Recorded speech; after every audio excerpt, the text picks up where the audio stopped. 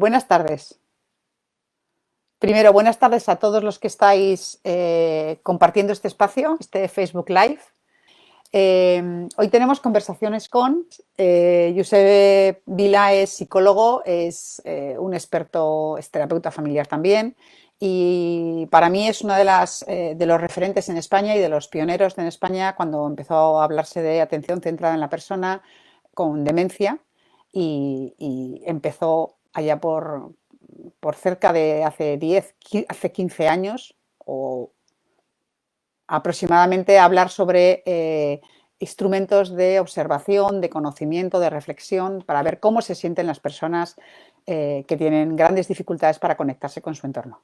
De él y de la Elena hemos aprendido muchos y se lo agradecemos. Y para mí es un placer que estés con nosotros hoy. Muchas gracias. Tenemos también con nosotros a Cristina Cerdanas y a Sandra Hernández. Las dos son psicólogas, son colegas, trabajan en residencias de personas mayores, con mucha experiencia de campo detrás, también en otros ámbitos, en algún caso, como en el de Sandra, y sobre todo son personas que desde la práctica son coherentes, con una mirada integral y delicada de las personas, y además tienen una capacidad de reflexión que también conozco y que también admiro, ¿no? Por eso también quería que estuvierais aquí, así que bienvenidas. Hoy somos el altavoz de aquellas personas que tienen algún tipo de circunstancia derivada de diferentes causas. Puede ser por una enfermedad neurodegenerativa, puede ser por una enfermedad mental, puede ser incluso por un problema severo en algún tipo de sentido de discapacidad o de diversidad sensorial que haga que la comunicación sea difícil con ellas porque no encontramos el canal, por lo tanto les puede costar también, aunque no tengan un deterioro cognitivo, pero si no tienen el acceso a la información, pueden no comprender la situación o tener más dificultades de comprensión que otra persona, ¿no? Digamos que también podría ser personas con una discapacidad, una discapacidad intelectual, aunque hoy no va a ser el caso para no abrir tanto el espectro, ¿no? Y pensamos en esas personas que no han podido darnos sus testimonios en programas anteriores, que sabemos que están sufriendo toda esta situación del COVID, del confinamiento y de todos los cambios que se han tenido que producir en su vida cotidiana, tanto si están en sus casas y acudían y participaban en centros de día como si viven en centros residenciales. Y nuestro momento de hoy es para hablar sobre cómo creemos que esas personas se han sentido, están gestionando la situación y cuál es nuestro perfil, nuestra responsabilidad en ese acompañamiento, ¿no? Esta es la propuesta. Gracias por arriesgaros. Y un poco la metodología de la sesión de hoy. Veremos primero un pequeño documental elaborado con testimonios de compañeros y compañeras, que es cortito. Pararemos, hablaremos un poquito, volveremos a poner una segunda parte de documental porque he recibido muchísimos testimonios y he hecho lo que he podido para intentar que estuvieran la mayor cantidad posible porque me parece muy enriquecedor. Y a partir de ahí después ya comentaremos y terminaremos un poco el debate. Si os parece bien, pues con vuestro permiso, arrancamos. Doña Beatriz se despierta sentada en un sillón en una habitación que no ve como propia. Lleva una hora así, desde que alguien sin cara que no conoce entró y le dijo algo que ella no entendió. No puede levantarse. Lo ha intentado varias veces, pero un cinturón blanco y ancho se lo impide. Tiene una sensación extraña, como si la cabeza le flotase. Necesita ir al lavabo. Intenta hablar. No aguanta más. Ya está. Ahora se nota sentada sobre algo húmedo y tibio. Como si hubiese bajo una manta muy pesada, sus brazos se rinden ante el esfuerzo de levantarse. Al cabo de unos segundos, doña Beatriz vuelve a dormitar. Una persona que vive con demencia y que vive en sus propias carnes como llega la pandemia a la residencia, la tiene que cambiar varias veces de habitación, ella no entiende nada, solo ve que sufre y su sufrimiento se considera agresividad y angustia, lo que le genera medicación, lo que le genera incontinencia. La peor parte yo pienso que se la están llevando las personas que no pueden y saben expresarse, que de golpe y porrazo se encuentran sin este alimento básico que es el contacto físico.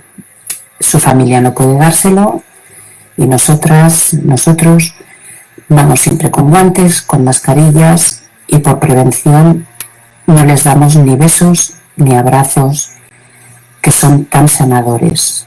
He podido observar que el hecho de seguir con las rutinas habituales y con las constantes muestras de cariño, por medio de caricias y de mimos, hacen que las personas con un deterioro cognitivo se sientan reconfortadas y esbocen una sonrisa que te llena el alma. Lo que yo intento es que simplemente se sientan acompañados. Yo estoy ahí para explicarles, para hablarles de sus hijos, de sus nietos, de que aunque no vengan, ellos se encuentran bien, que tienen muchísimas ganas de estar con ellos.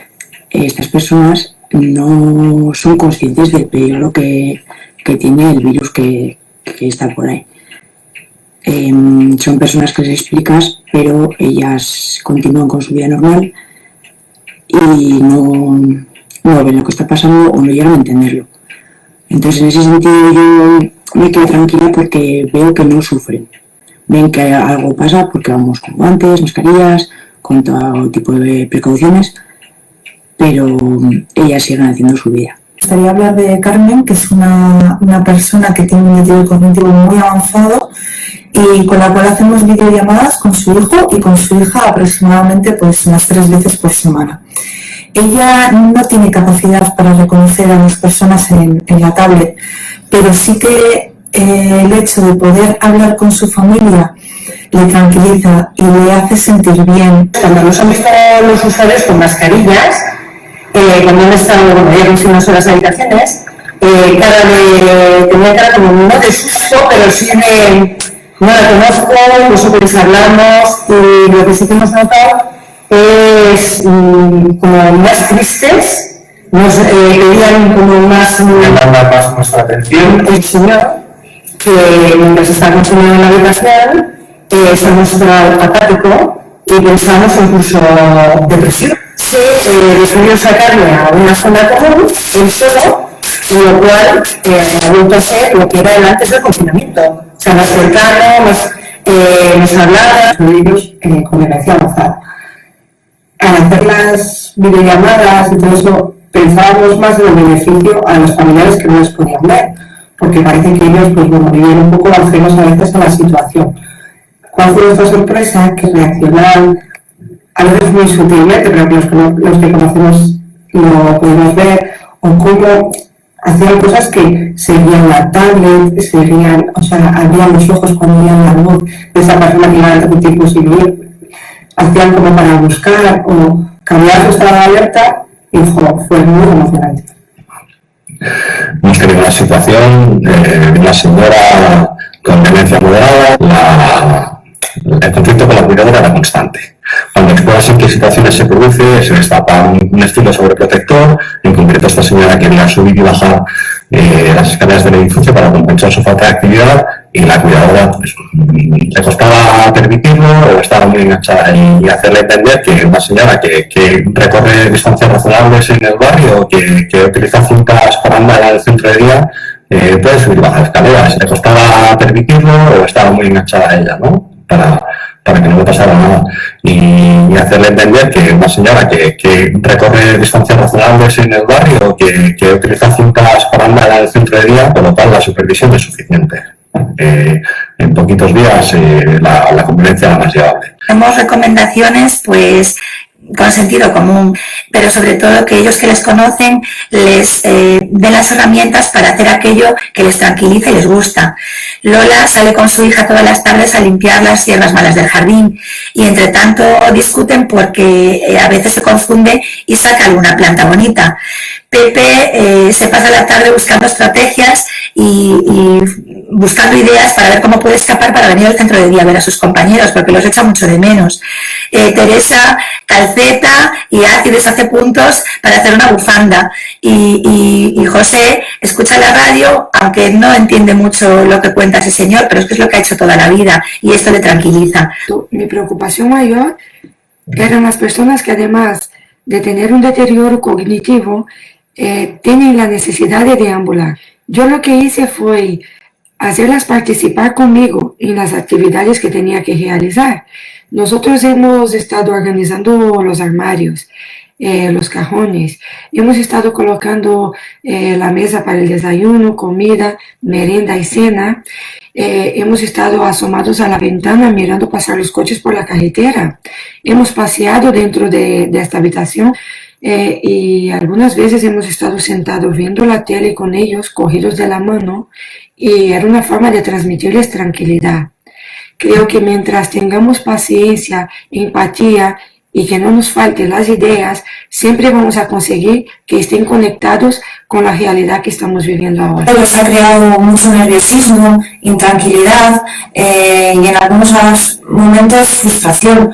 He intentado ayudarles en todo lo posible, en hacerles entender que no están solos, manteniendo una comunicación estrecha con ellos, entrando en las habitaciones con la mejor de nuestras sonrisas, o mantener un simple contacto como el que para nosotros es una simple caricia, un abrazo.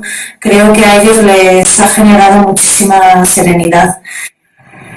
Mi relación con Manuel en todo este tiempo bien podría definirse como una historia de superación, tanto por su parte como por la mía. Cuando Manuel llevaba 10 o 12 días viviendo en nuestro centro, se prohibieron las visitas de los familiares. 5 días después, lamentablemente, hubo que confinarles a todos en sus habitaciones. Además a esto hay que añadir el déficit auditivo de Manuel, que tiene una hipoacusia severa en ambos oídos. A mí me resultaba dificilísimo transmitirle seguridad y confianza y esperanza, porque Manuel estaba viviendo este proceso con tanta ansiedad que no tenía la paciencia suficiente para esperar a que yo escribiese lo que le quería comunicar. Dándole vueltas a todo el tema, me acordé de algo tan simple que tenía tan al alcance de la mano como es una aplicación en el móvil que convierte instantáneamente los audios en texto. Y nada, quería compartir con vosotros que yo ahora mantengo conversaciones todo lo largas que me permite el tiempo del que dispongo con Manuel. Hablamos de política, de familia, de mi vida, de su vida y sobre todo de fútbol. Yo creo que he conseguido que Manuel tenga la ilusión de que cuando pase todo esto volverá a la playa a ver jugar a su equipo de veteranos. Le ha escrito una carta, María. Mire. ¡Ay, aquí! Hola, Mati. Maricilla. Fíjese, lo primero que saber, que quiero que sepa, es que te queremos mucho. He estado con un grupo reducido de personas, entre unas 6 o 7 más o menos, con una demencia bastante avanzada. Y bueno, para mí ha sido un poco más fácil porque les conocía ya previamente y me ha sido más fácil llevar esta situación, teniendo en cuenta que hemos estado en una habitación bastante pequeña durante mucho tiempo. Y bueno, he puesto desde música para gente bastante sociable y animada, con un carácter más alegre, gente que quería estar más aislada sin que estuviera tan encima, el levantarse, el sentarse, el poder caminar un poco aunque fuera, la autonomía para comer y para beber, sin agobios, sin prisas. Y bueno, creo que una buena sonrisa también es súper importante. Con el objetivo de generar sentimientos de control, de seguridad, de tranquilidad, teníamos que hacerlo desde nuestra propia situación de inseguridad, de incertidumbre y de angustia. Transmitir una emoción positiva desde una negativa es francamente difícil. Y que decir a una persona que tiene que estar en la habitación y que no se puede salir no sirve de nada si no entramos con ellos, nos sentamos un rato dentro de la habitación y pasamos un ratito y acompañamos en el confinamiento. Al final, la comunicación y la forma de relacionarnos con ellos se ha basado en eso, en acompañamiento, en cercanía, en comprensión y afrontar nuestras emociones, las de ellos, las nuestras, las positivas y las negativas.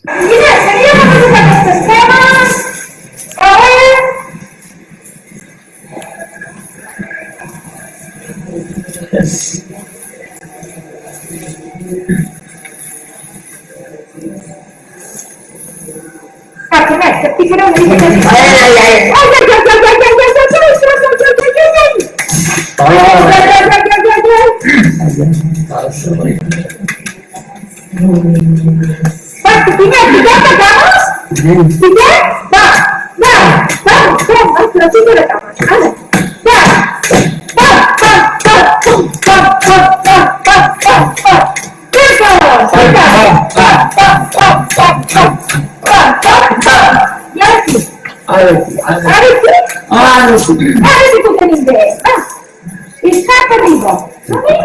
Sí, ya me dijo, tú tranquilo. ¿Y yo? Ya me voy a traer. ¿Qué es tú?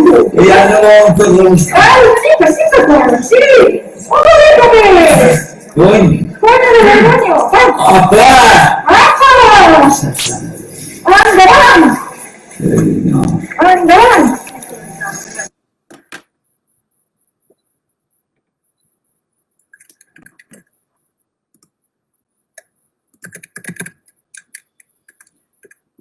¿Qué queréis comentar? ¿Quién quiere empezar? Esto es una conversación libre, ya sabéis.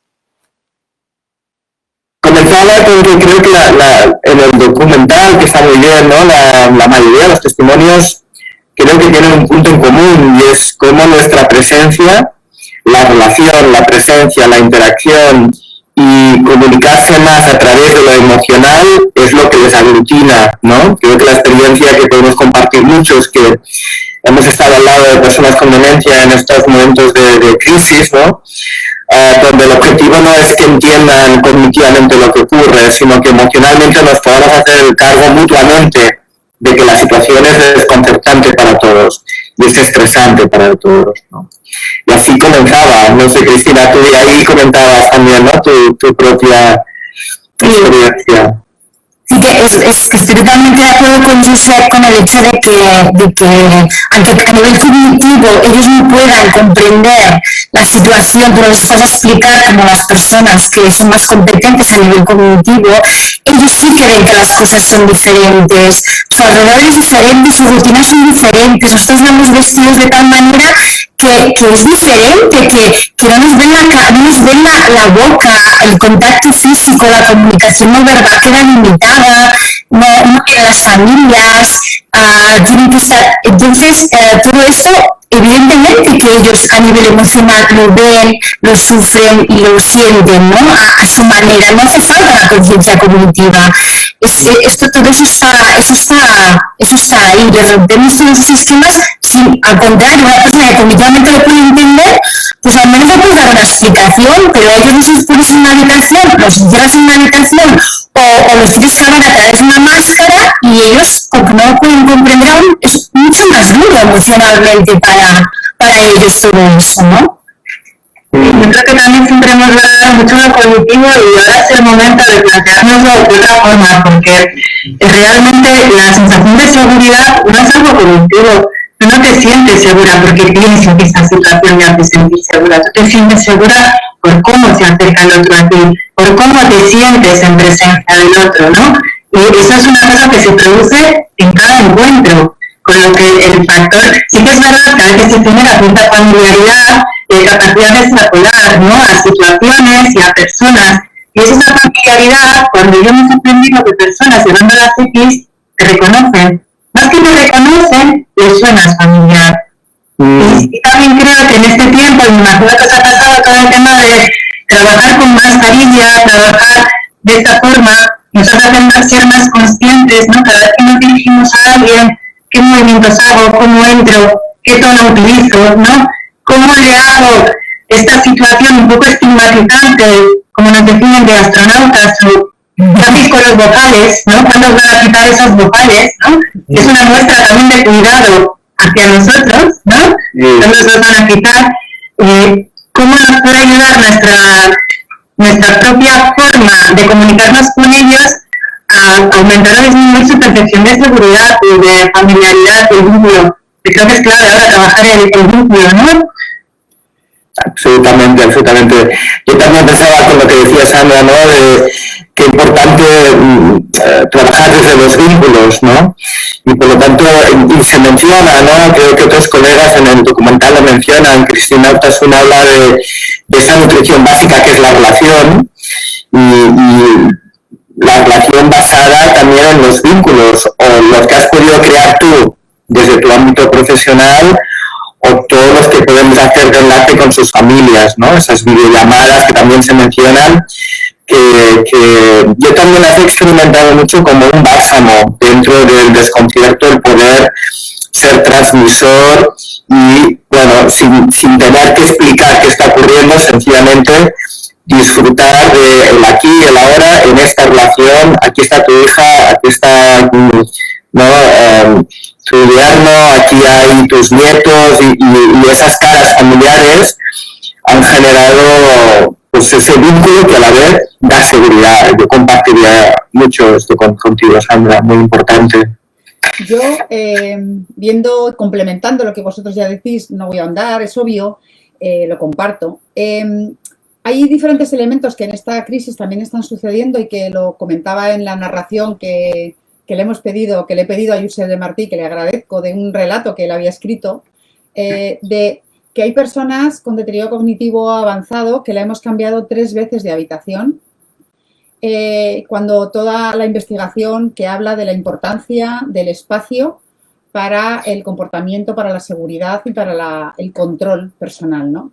Y cómo, si sabemos lo importante que es el espacio en personas que además necesitan de tener esta percepción de control de su espacio conocido, cambiarlas 3 veces durante esta crisis de habitación, perder todos sus objetos y su referencia, su patrón referencial espacial es durísimo, ¿no? Y quizás son tipos de decisiones que se han tomado en un momento dado que a veces no se valora el impacto que tiene en la otra persona y la capacidad que tiene para afrontar, en algunos casos desde la comprensión, pero en otras, desde luego, no desde la comprensión, la influencia del espacio en la seguridad y en la vivencia de la persona, ¿no?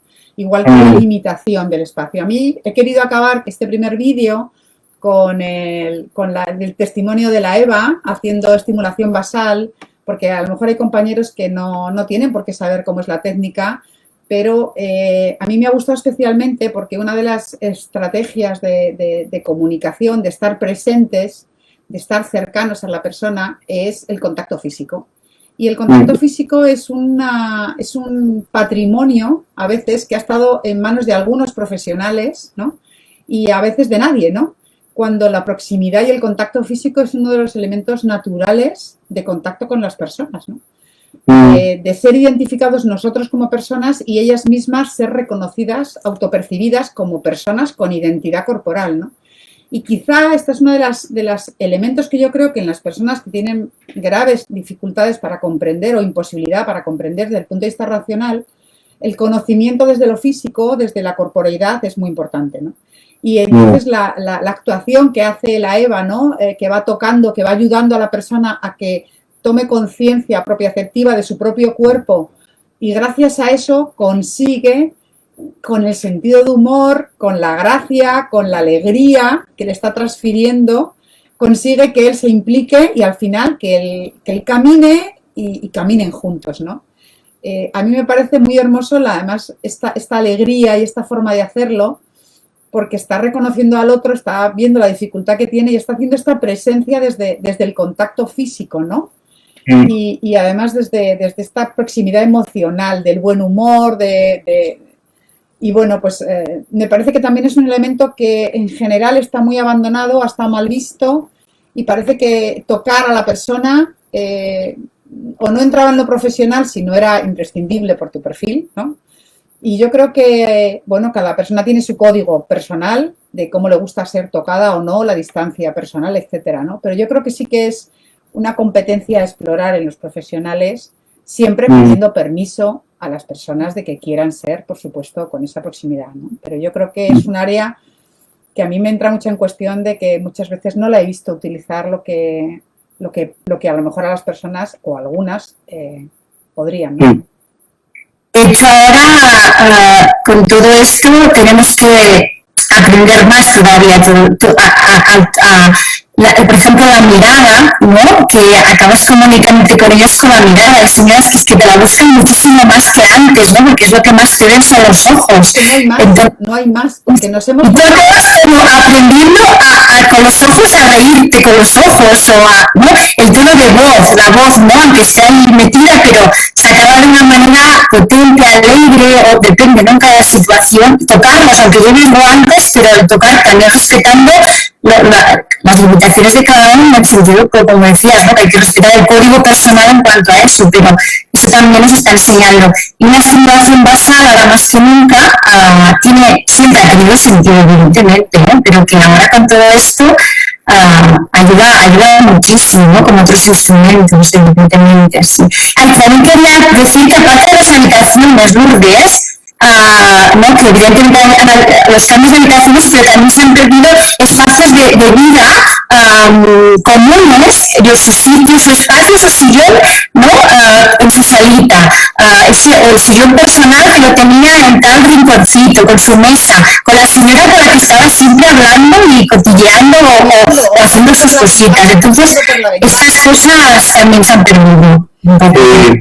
Es curioso porque ellos y nosotros todos hemos sido sometidos, ¿no? Estamos siendo sometidos en esta pandemia a una especie de priorización de que por razones sanitarias, lo sanitario, como si las personas estuviésemos fragmentadas, ¿no? Como si yo soy una parte sanitaria y la otra parte... Y esto es igual de importante, imprescindible. Claro que tenemos que protegernos de un virus que no sabemos cómo va o no, por dónde se está produciendo el contagio, pero toda esa pérdida de espacios comunes, como tú decías, ¿no, Cristina? O esos cambios de habitaciones hechos a toda velocidad, sin objetos, eso tiene consecuencias, no es neutro y tiene un impacto que te lo comunican y te lo comunican en forma de malestar, de quejas, y a veces pues eso no se ha podido escuchar porque lo importante, por lo visto, era el aislamiento y el que no hubiese relación, ¿no?, física con nadie y todos esos criterios, y la verdad es que te sientes un poco entre la espada y la pared tomando decisiones, ¿no? Ha sido un momento, está siendo un momento un tanto cruel realmente la situación. Yo coincido también con nosotros, ¿no? Pero que decías, esa especie de asepsia social, ¿no? En la que podemos hablar, pero tenemos que estar a una distancia, y en el caso nuestro, pues tenemos más medios igual para gestionarlo, pero en la residencia igual una persona que no oye bien, la otra que tiene un tono de voz pues muy bajo, el otro que tiene una movilidad más limitada, pues interfiere muchísimo en tener un mínimo de relación social de calidad, ya no digo significativa, ya digo de relación, contacto social mínimo, ¿no? Y la presión también profesional, ¿no?, para gestionar o intentar contribuir a ese mínimo contacto social y a esa apertura al resto, ¿no? Sí. Bueno, yo estoy encantada, pero tenemos otro buen trocito de vídeo que también es muy inspirador y es complementario. Entonces, si os parece, lo ponemos y continuamos la reflexión. ¿Os parece? Perfecto. Sí, muy bien.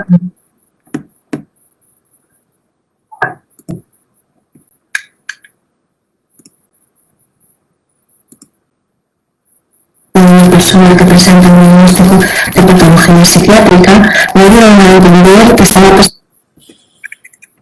presenta un diagnóstico de patología psiquiátrica, me dio a entender que estaba pasando un momento y que estaba pasando una preocupación por la situación de coronavirus en la que nos encontramos.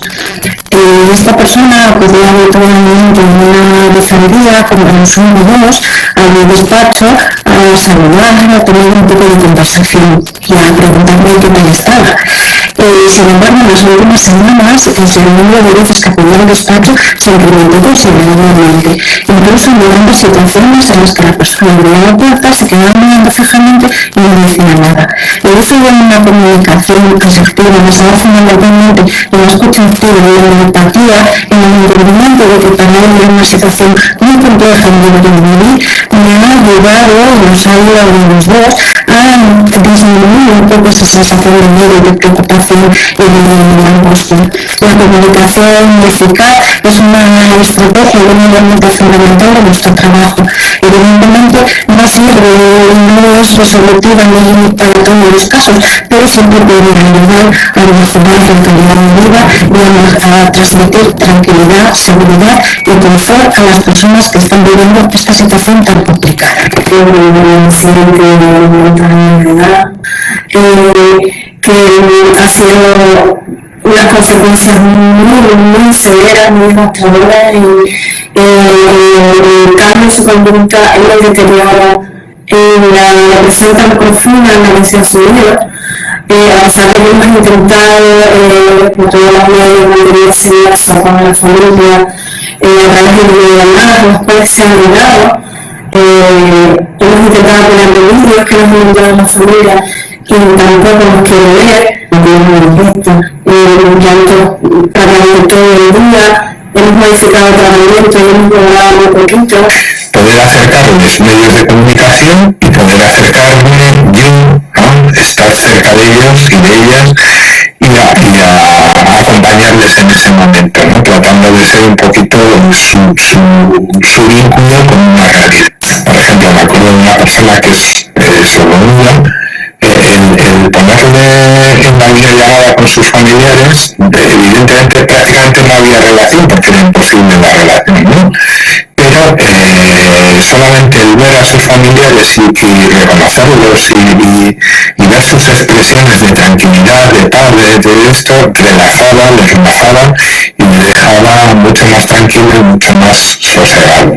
Juan es un residente de 70 años, diagnosticado esquizofrenia residual, que es normalmente estable. A raíz del confinamiento se desestabilizó y hubo que ingresarle en la unidad psiquiátrica de Valdecilla, donde permaneció una noche. Al día siguiente se nos comunicó el alta, quisimos asegurarnos de que estaba estable, cosa que se nos dijo, pues sí, que no había ningún problema, pero efectivamente volvió a la residencia en las mismas condiciones que se había ido, un poco más alterado por la situación producida por el ingreso. Nos contaba que se le había estado sujeto y que se le había medicado demasiado. Tuvo que volver a ser ingresado, esta vez a la fuerza, involuntariamente, con las medidas traumáticas que en este caso supuso, puesto que era un hombre corpulento y tuvo que venir incluso la Guardia Civil a reducirle, cosa que fue traumática para todos, para él y para el personal también, lógicamente. Bien, a los 14 días volvió de alta a la residencia, esta vez efectivamente estable, pero lógicamente con grandes problemas de movilidad física y con el trauma que supuso su segundo ingreso principalmente. Tomás padece una demencia de cuerpo de Lewy en una fase avanzada sin apenas lenguaje. Durante este tiempo de crisis sanitaria, Tomás tuvo que ser derivado al hospital por un cuadro respiratorio, fue tratado con un caso de COVID, por lo que estuvo aislado los 7 días que estuvo en el hospital. Cuando volvió a la residencia venía muy debilitado y muy delgado. Tuvimos que proceder a un aislamiento también en residencia y durante los 2 primeros días no conseguimos que comiera ni que bebiera absolutamente nada.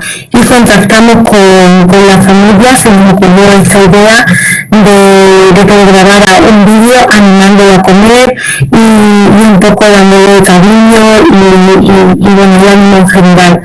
A raíz de este vídeo, pues la reacción de Tomás cambió, intentó incluso abrir los ojos, intentó hablar y lo más importante es que empezó a comer y bueno, pues podemos decir que a partir de ese vídeo todo fue más fácil para Tomás. Creo que la mayoría de la gente lo ha llevado mal, pues algunos de manera pues más apática, otros con trastornos de conducta y bueno, pues yo creo que ha sido muy duro sobre todo para ellos el no poder ver a sus familiares. Sintió un poco cuando le organizaron la prueba del PCR, sintió como que se me estaba vendiendo y posteriormente no quería que se la acercase a nadie. estaba un poquito agresivo y como decidimos ahorrar era pues dándoles espacio. Por ejemplo, en las comidas le dejábamos la comida en la mesa y poco a poco él iba comiendo según iba apeteciendo. Y pues cuando teníamos que entrar a la habitación tratábamos de invadir lo menos posible su espacio personal. Por otro lado, el caso de María Jesús, que es una señora que suele estar siempre de gente y sobre todo demandaba muchísima atención. Estaba aislada en su habitación y cuando entrábamos en cualquier momento de la habitación nos pedía ayuda, que por favor la ayudásemos, nos enganchaba el buzo porque ayudábamos mucho para trabajar y al final era una persona que necesitaba mucha atención y lo que hacíamos pues era cuando entrábamos a hacer cualquier cosa estar un rato más con ella, preguntarle qué te la pasa, qué necesitaba y al final era un poco de cariño más de lo que tenía en ese momento, que era lo que estaba acostumbrada antes de todo esto. Tuvimos un episodio con él bastante triste, que fue un posible cómic que tuvimos y al entrar a su habitación el primer día con el EPI me disponía a ducharlo y al verme tuve un ataque de pánico. Me preguntaba todo el rato que si yo era la muerte. Y bueno, la verdad es que nos pareció algo terrible. Sabíamos que era la última de este día y entendíamos que ella se despedía también de sus hijos. Entendíamos que quisieron abrirla, despedirse de ella y nos tomó la luna a través de unos cristales. La verdad que fue muy emotivo. Yo estoy bastante ahora con ella. La verdad que una experiencia muy bonita, que me olvidaré. Carmen, que no tenía ya capacidad para la comunicación oral, ¿cómo te comunicaste y cómo pudiste llegar a ella? Tocándole la cara y la mano. Bueno, ella nos envió y así se quedó, muy bonita. Una cosa muy hermosa, que no me más. Ya no puedo más, siempre repite la misma historia. Ya no puedo más, esperarte rodar como una noria. Mira así, perdóname mi amor, por amor de la vida. Tenemos que agradecer a todos los compañeros y compañeras que me habéis prestado vuestro testimonio, disculpadme por los cortes que he tenido que hacer en los mismos y también a aquellos que no he podido incluir por falta de espacio. Gracias porque de esta forma podemos ver a las personas que no nos la pueden dar directamente.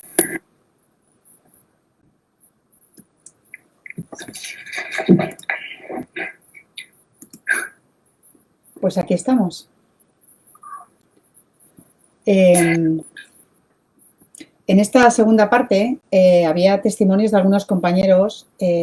Gochón, por ejemplo, trabaja en un hospital psiquiátrico con personas con enfermedad mental y las características y las capacidades, sin duda, son diferentes de las personas con las que él trabaja. Por eso mismo él se refería que acercaba medios de comunicación y sistemas también, instrumentos para que ellos puedan tener ocio, ¿no? Porque realmente son personas que sí que tienen unas capacidades determinadas, ¿no? Cosas que a lo mejor con personas con un deterioro cognitivo más avanzado en las enfermedades neurodegenerativas, pues no tienen tanta a lo mejor tanta oportunidad para leer o para entender lo que llega del exterior, ¿no? En ese sentido, pues radios o otro tipo de medios, ¿no? Quería aclarar esto porque igual no se entendía a lo mejor su aporte, ¿no? Por ser diferente y porque lo he acortado mucho para ponerlo, ¿no?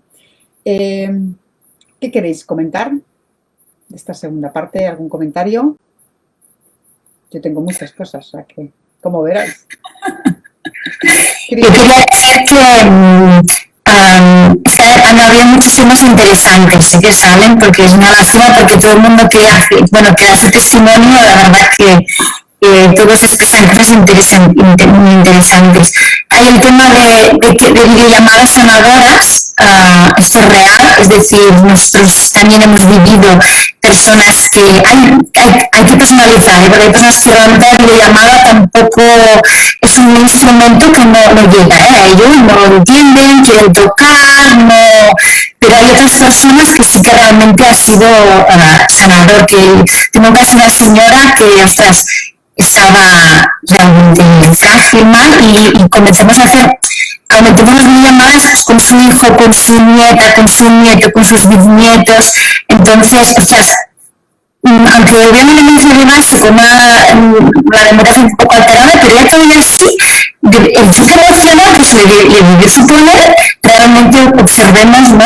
O personas que se han visto a la distancia, que nos han venido a ver y que se ven desde abajo de la ventana, y una señora que su hijo, ¿no? Y abajo la viene a ver, se ven de lejos por la ventana, y eso le da la vida porque lo necesita. Entonces, personalizando, porque también digo que las videollamadas no en todos es efectivo, al contrario, que a veces nos pueden estresar con personas con deterioro un poco avanzado. Y el tema del acompañamiento a la muerte, que no sé si es ahora un momento para hablar de ello, o por eso digo que... Eso. Sí, yo estoy de acuerdo. Aquí espero que esta tecnología haya entrado ya para quedarse en los centros, porque además vivíamos muy sin esta tecnología, se había normalizado, creo, desde que no se podía utilizar, y es clarísimo que sí que se puede y que es muy útil sin generalizar, y habrá que conocer bien a la persona. Pero tanto la videollamada como muchos vídeos que han mandado las familias han sido muy útiles para centrar a la persona, para volverla a reconectar en esos cambios constantes de habitación y ese desconcierto de dónde están mis cosas y qué está ocurriendo. Un vídeo, ¿no?, grabado de un hijo, de una hija, de alguien cercano, ha vuelto a generar conexión y sensación de seguridad, ¿no? Y creo que sí, eso ha sido muy útil. Y sí, tiempo a tiempo, ¿no?, como nos marcaba Lourdes, pero creo que sí que habrá que hablar de la muerte, porque la muerte ha estado muy presente y ha sido muy impactante para todos, y para ellos también, está claro, ¿no? Y creo que para muchas personas lo han expresado. Sí. Hay un testimonio que habla de ello, por eso lo he comentado. Interesante, muy bonito, sí. Yo creo que con el tema de las videollamadas ha habido reacciones muy diferentes en las personas. Hay personas que incluso con llamadas telefónicas han identificado el tono de voz y ha sido suficientemente reconfortante, ¿no? Simplemente reconocer la voz, ¿no?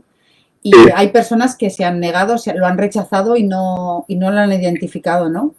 Yo pienso que la tecnología es un instrumento que en los cuidados se podrá introducir siempre que nos sirvan, yo creo que para dos cosas. Una, para quitarnos tareas rutinarias y que tengamos más tiempo para estar con las personas.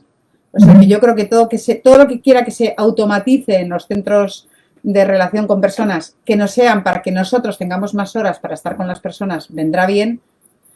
Y sobre todo porque sea una forma de otra vía de comunicación. Yo siempre pienso, ¿no? Yo a lo mejor solo puedo ir a ver a mi madre un día a la semana o un día al mes si vivo fuera, ¿no? Pero la puedo llamar todos los días por videoconferencia, ¿no? Entonces es sumar, o sea, nunca será la alternativa y que nadie piense que podemos sustituir una videollamada con nuestra presencia. Pero si lo hacemos complementario y aumentamos la cantidad y la calidad de la comunicación, y sobre todo además en personas que olvidan, podemos tener una intensidad de comunicación muy factible para muchas personas que por distancias no podemos hacerlo, ¿no? Claro. Yo creo que siempre hemos sido igual conscientes, ¿no? Pero al hacer las videollamadas también y el tener pues un poco la oportunidad y a veces el intrusismo obligatorio de tener que estar presente en esa videollamada, ¿no? Para ayudar a gestionarla a la persona que la está realizando. Igual ponemos mucho más sobre la mesa el tema del vínculo con la familia, ¿no? Y la ventana de entrada que nos da la tablet, pero no solo a quien viene, porque en muchos casos el desplazarse fuera, en mi caso en la residencia, pues puede ser complicado, sino abrir la puerta al contacto directo y a la interacción directa con personas de familia más extensa y de repente están ahí y esto es como en una comida familiar, como en unas navidades, como en una normalidad que tenemos todos de relación, ¿no? con familia extensa y que igual la residencia o los centros con sus formas hasta ahora de permitir acceso, pues no contemplábamos. No. Sí, sí. Muy cierto. También se menciona, Lourdes, que lo ponía mucho en las personas con dificultades mentales y su posibilidad de... Pero yo también lo he experimentado cuando te cambian de habitación y entras en una habitación muy deprivada de estímulos, no están tus objetos, y muy deprivada de una ocupación con sentido, ¿no?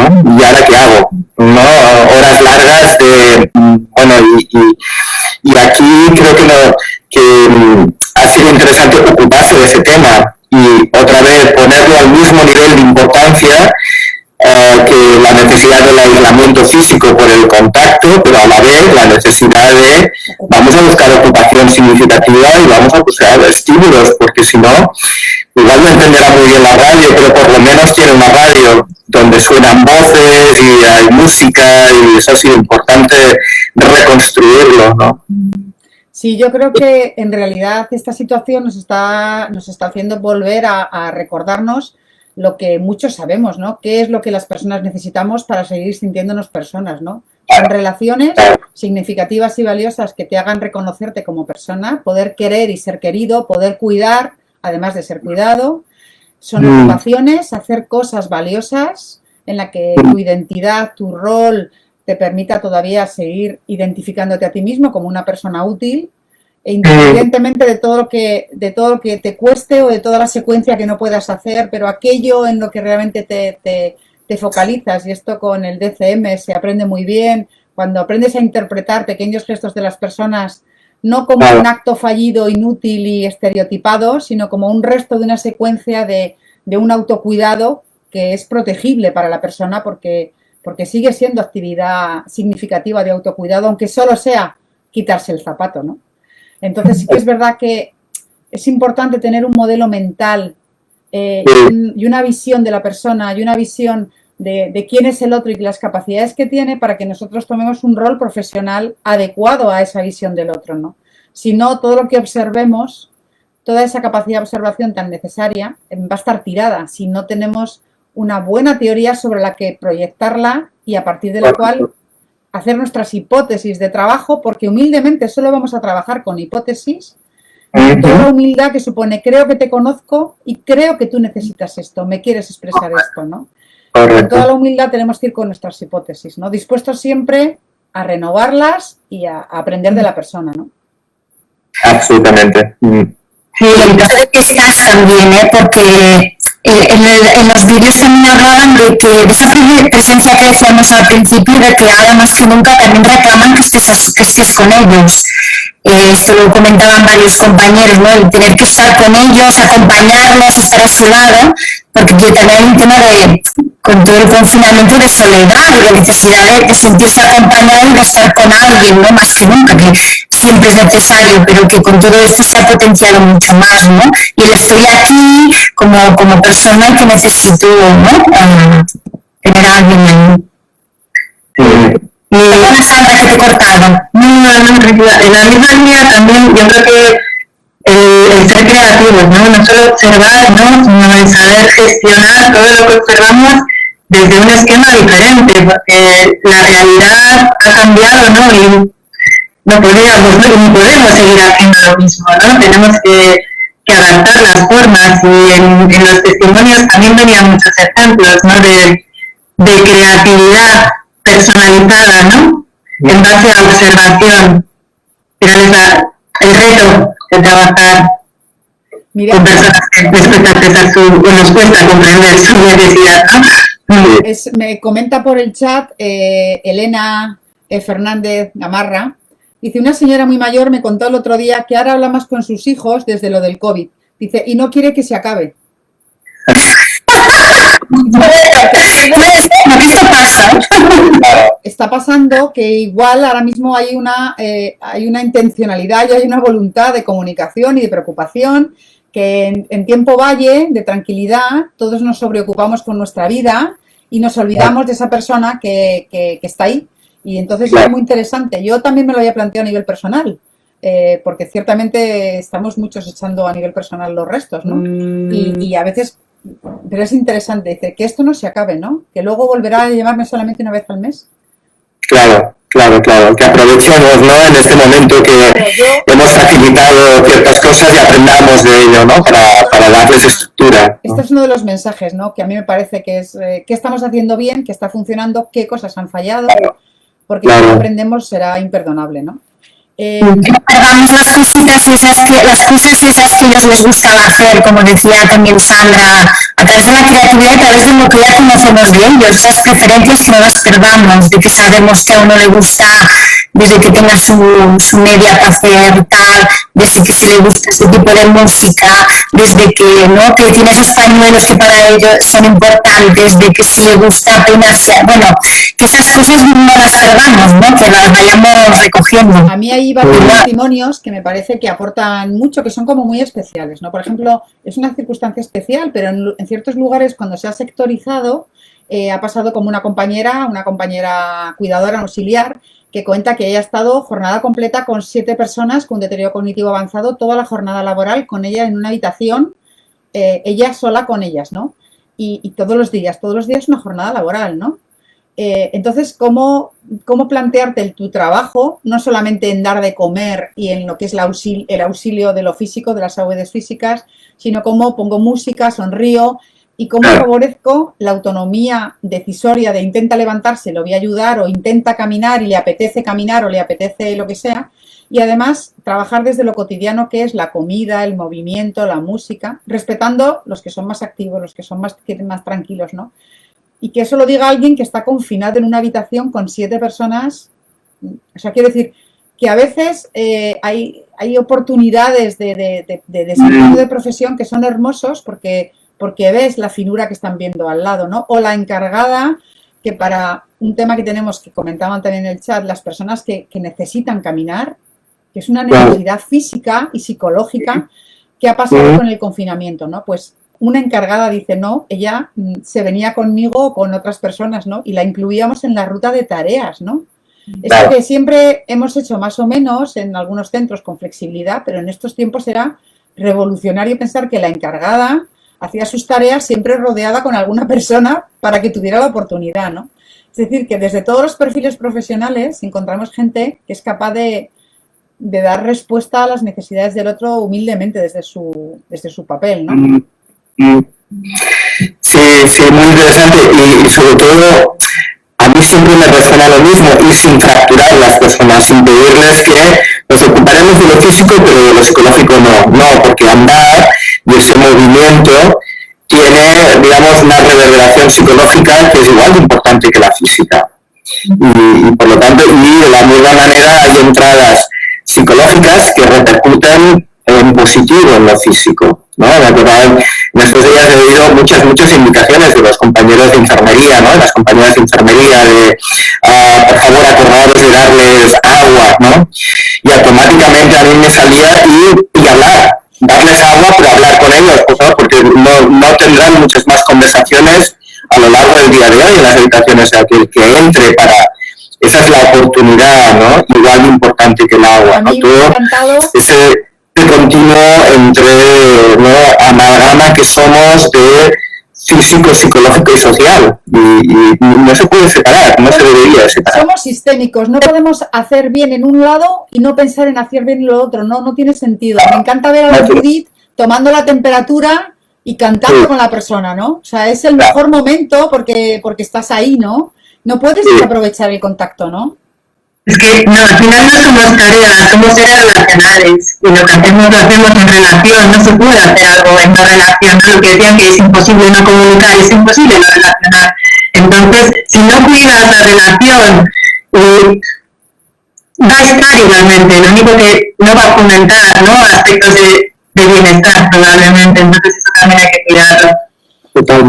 Totalmente. Hay algunos aspectos que de los 2 documentales que he hecho que me parece interesantes remarcar, ¿no? Las personas que tienen grandes dificultades para comprender también en algunos casos han sido trasladadas a centros COVID, que eran otros centros, o centros residenciales específicos para personas pues afectadas por la enfermedad o su contrario, para aislarlas en un caso cuando estaba la mayoría, o incluso algunos, no muchos, a centros hospitalarios. Y el tratamiento o el cómo hayan sido tratados también es muy importante, porque el caso, por ejemplo, que nos refiere Tomás, que habla de esa persona mayor que está viviendo en una residencia, pero que tiene una enfermedad mental y que se descompensa, ¿no? Y que necesita un tratamiento psiquiátrico y que va a un hospital donde en la primera ocasión no es tratado, es medio engañado, pero no es tratado, vuelve en las mismas condiciones, vuelve como una persona muy peligrosa para el resto de las personas y para sí mismo, y hay que volver a hacer un ingreso. Y ese segundo ingreso, pues es tan violento y tan duro y tan frustrante y tan traumatizador para todo el mundo, ¿no? Y siempre pensamos, si hubiera habido un buen abordaje en el primer ingreso, que además fue voluntario y él quería ir, ¿no? Si en ese caso en el hospital se hubiera comprendido, pero claro, está el estigma de la enfermedad mental con el estigma de que además era positivo en COVID. Entonces, Dios mío, o sea, como... Y encima venía de una residencia de personas mayores. Es mayor. Entonces, claro, al pobre ya no le quedaba más para estigma, ¿no? Y entonces te das cuenta cómo los sistemas, cuando no son cuidadosos, claro, es una persona que cuando llega a un centro hospitalario es un paciente, ¿no? En una residencia donde esa persona vive muchos años, es una persona de la que te preocupas y de la que sientes y te duele cómo se siente, ¿no?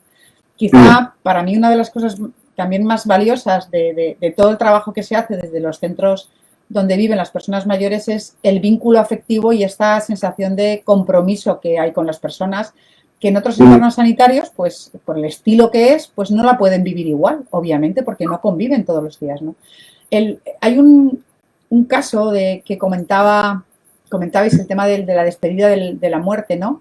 En el proceso de final de vida. La compañera que cuenta, yo lo he cortado para que quedara más bonita la grabación, pero realmente en esta residencia, para que pudieran despedirse los hijos, rompieron el protocolo. No podían. No podía nadie. Y en otros lugares solo podía una persona. ¿Cómo eliges qué miembro de la familia va a volver a ver a su madre y quién no, no? Ha habido unos dilemas éticos que algunos equipos han tratado de solucionar como han podido. Algunos han roto el protocolo y han prestado sus materiales de protección y han permitido que quien quisiera los pudiera despedir, ¿no? En otros han tomado la decisión, en otros y en otros lo han respetado estoicamente y no ha entrado nadie, ¿no? Es un tema... Es un tema complejo. Muy complejo. Que desde luego sí que requiere la sensibilización, ¿no? De la importancia de realizar un buen duelo, ¿no? Y que quien toma medidas desde una perspectiva determinada no está considerando o no está teniendo en cuenta las repercusiones que puede tener, ¿no? La no gestión o el no ayudar a un duelo normalizado, ¿no? Y que creo que es otra de los aprendizajes de esta pandemia, igual como profesionales, ¿no? De nuestro campo, es poner eso en valor y poner en conocimiento, ¿no? La importancia de poder cerrar, ¿no? Absolutamente. Ha sido como poner protocolos hospitalarios en centros que no son hospitalarios, ¿no? Y se hace otra vez, ¿no? La sensación de que tienes que decidir esas decisiones éticas complicadas, ¿no? Entre cumplir la norma sanitaria que te están diciendo y, bueno, no permitir ese duelo, ¿no? Ese duelo que ha ido, por un lado, familias que han tenido que decidir quién va, ¿no? A despedirse y no dejar entrar a uno, pero también el duelo de los que están viviendo y ven cómo compañeros suyos mueren o salen de la residencia, ¿no? En ambulancia y ya no regresan, o en parejas, ¿no? He vivido parejas donde ¿no? Pues la mujer ha muerto del COVID y el hombre ha sobrevivido. ¿Y quién se encarga de ese duelo, ¿no? ¿Quién le acompaña en su malestar y en la expresión de su duelo, que es lo más natural del mundo, que lo exprese, ¿no? Y todo eso ha estado ahí. Y mi sensación era que los protocolos sanitarios eso no lo recogía por ningún lado, sino que era ya dependiendo de los equipos y qué nivel de concienciación, formación, qué nivel de interdisciplinaridad extraordinariedad hay en los equipos para poder hacerse cargo de todo eso, ¿no? Y luego, en eso creo que es la toma de decisiones, perdón, si me vas a decir algo. En la toma de decisiones, ¿no? Siempre cuando tú tomas una decisión tienes una conciencia de riesgo, ¿no? Tú cuando asumes una decisión tienes que saber qué implicaciones pueden tener, ¿no? Y en este tema, ¿no? Que no sabes bien, ¿no? Puedes defender algunos abordajes más psicosociales, ¿no? Pero frena un poco el tema de la responsabilidad por la falta de conocimiento cierto de las consecuencias de tu decisión y de lo que tú defiendes, ¿no? Y eso tiene una teoría pues más Absolutamente. Yo quería decir que todo esto es algo tan nuevo y tan drástico para todo el mundo que no sabíamos muy bien lo que teníamos que hacer, entre los miedos que había, las dificultades, lo que nos llegaba, las normativas. Tú estabas como en medio, ¿no? Y estamos todavía en medio como una especie de guerra que dices, ¿qué hago para no hacer bien, para no hacer mal? Porque es algo nuevo, es algo desconocido para todos, ¿no? Y sí que cuando tú has trabajado siempre tanto el acompañamiento en la muerte, que las familias estuvieran con ellos todas las horas, que pudieran estar a su lado y que ahora eso no haya podido ser así, que pudiera venir una sola persona, todo que ahora mismo actualmente se ha flexibilizado más a nivel de normativa, pero esto yo creo que en el programa siguiente que haga Lourdes sobre los profesionales, yo creo que es algo que a los profesionales nos ha marcado mucho. ¿Qué iba a decir ahora? Me has matado la sorpresa, Cris.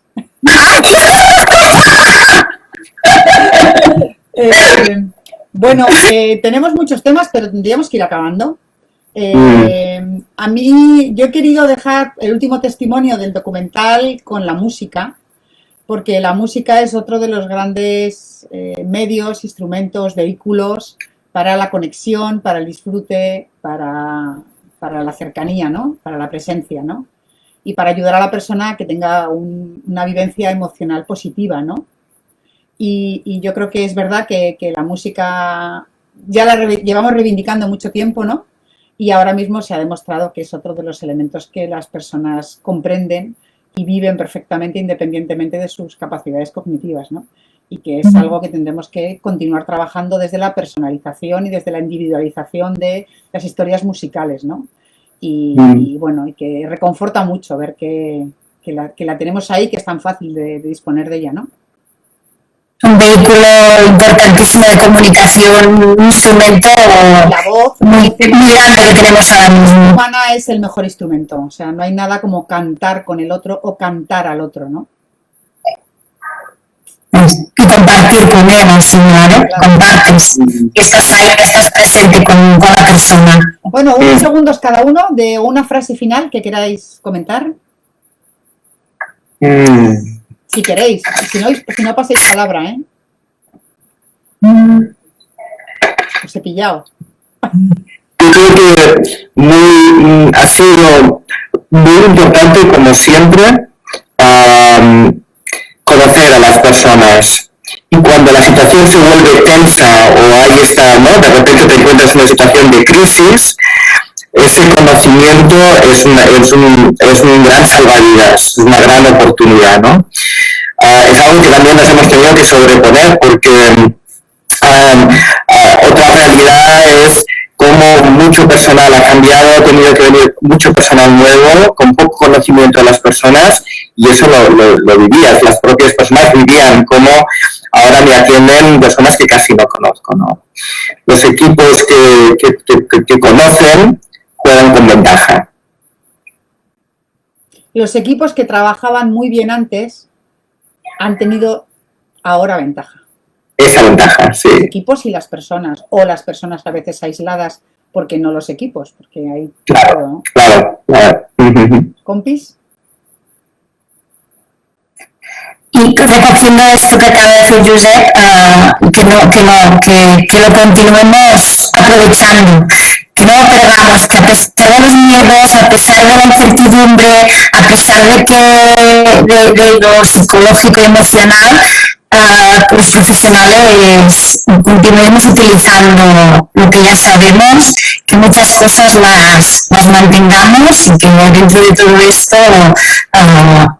continuamos siempre estando presentes a su lado porque ellos nos necesitan. Tenemos que estar allí, tenemos que perder el miedo porque todo esto nos ha supuesto también ese miedo que en algún momento puede ser que no nos haya dejado actuar de manera, ¿no?, cognitivamente sabiendo exactamente qué hacer o qué no hacer, pero que busquemos dentro de nosotros, que tenemos claro lo que según lo que tenemos que hacer a pesar de los cambios y de lo que aún nos falta por vivir.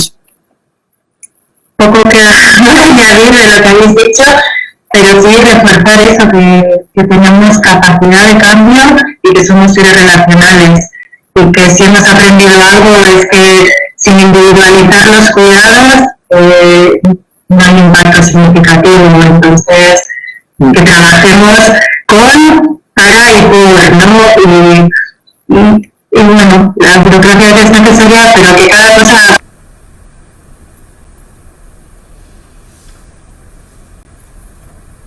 Uy, se cayó.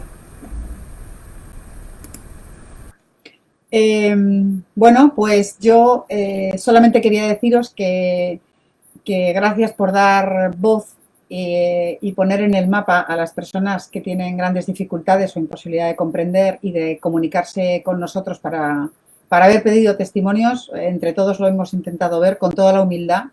La diversidad es enorme de personas con un tramo de una diferencia de edad enorme, con capacidades súper diversas y en situaciones vitales muy diversas, ¿no? Entonces, humildemente, algo nos habremos aproximado, ¿no? Me parece importante que recordemos la palabra derechos. Todas las personas tenemos los mismos derechos y las personas de las que hemos estado hablando en este programa también los tienen, ¿no? Y la impresión que tenemos a veces es que se nos han olvidado en la forma de trato o en los protocolos o en las decisiones tomadas, se nos han olvidado sus derechos, ¿no? O hemos utilizado el camino corto para llegar a veces a lugares que no eran los mejores, ¿no? Y a veces sí que habría que haberlo hecho, ¿no? Pero desde luego yo creo que debemos de aprender un poco más sobre qué hemos olvidado por el camino o qué hemos perdido en los atajos que a veces hemos tomado, ¿no? Que las personas son completas, son integrales, tienen dignidad, tienen valor y merecen que las consideremos como tal, desde la primera decisión hasta la última, ¿no? Como esto es muy complicado y los profesionales nos dejamos el tiempo y el alma, la propuesta para el próximo miércoles, gracias Cristina, yo os voy a proponer el tema de las emociones, el sufrimiento y la salud mental de las personas que están más cerca que cuidan a otras, ¿no? Y en concreto en entornos sociosanitarios, residenciales y en domicilios. Porque hoy no hemos hablado en el debate, había compañeros que nos han dado su testimonio desde los centros de día que ahora están cerrados, pero han estado haciendo ese acompañamiento a personas que en sus entornos de vida con sus familiares tenían dificultades para comprender la situación y han estado apoyando en la distancia, ¿no? Y bueno, pues también nos tenemos que acordar de todas esas personas que están no comprendiendo la situación y encima en sus casas con una situación familiar y relacional compleja. Entonces, como nos dejamos la piel y la vida en ello, y merece la pena, vamos también a pensar en el quinto capítulo de las conversaciones, será sobre emociones, sufrimiento y salud mental de los profesionales que estáis más cerca de las personas. Y pues os animo a que participéis, a que dejéis vuestros testimonios. Ya lo digo así públicamente, si alguien quiere regalarme un testimonio, que me contacte por el Facebook, además de la red habitual de colegas. Y haremos lo mismo, montaremos un documental con testimonios y tendremos a 2 o 3 personas para hacer este debate en esto. ¿Os parece sexy? Sí. Hasta ahora no he dejado a nadie hablar de nosotros y nos costaba porque siempre en otros debates salía, bueno, pero es que nosotros nos sentimos, los familiares nos sentimos. Yo decía, sí, habrá un día para los familiares y habrá un día para nosotros, pero ahora son ellos. Fueron las personas que estaban en la residencia, las personas que estaban en su casa, las personas que no han podido darnos el testimonio y a la próxima nosotros y cómo lo sufrimos. ¿Os parece? ¿Os parece? Perfecto. Muchísimas gracias por vuestro apoyo, vuestra inteligencia y por vuestra generosidad y emocionalidad y regalárnosla. Un placer. Seguimos. Muchas cosas importantes. Seguiremos aprendiendo juntos.